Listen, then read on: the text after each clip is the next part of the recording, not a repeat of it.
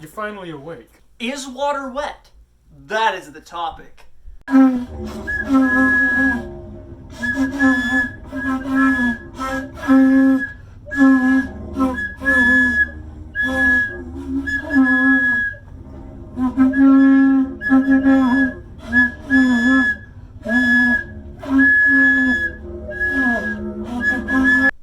So who thinks it's wet and who doesn't?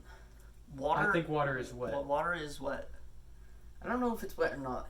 It's wet. Can you explain to me your reasoning? I think wetness is based on if it can become not wet. Like if this piece of paper is wet, you can make it not wet. Like wetness is based on the ability to make it dry, I guess. So I'm thinking you can't dry off water, which means it's not wet. That's my reasoning. So water is not wet. Water makes things wet. When you put it on a paper, the paper is wet, but you can remove it and make it dry. Therefore, everything else can become wet, but not water.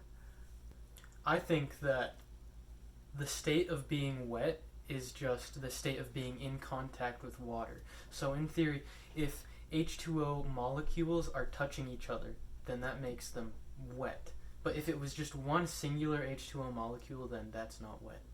I think that's a good point too. Okay, so I get both of those, but I have another point to make. Water is wet, but not in the way you're quite thinking, because water is the wet. Water is the wet, you know? It's not, it doesn't make, it makes stuff wet. It doesn't make itself wet. It just is the wet, you know? It is the wet. So, is it wet or dry then?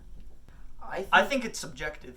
According to what I said, I think it works with what you said, because the ability to dry something off is the ability to be wet. And I guess if you dry off a single water molecule and get all the other molecules from around it gone, I guess then it's dry. Exactly. So there's the solution, isn't it? Indeed it is.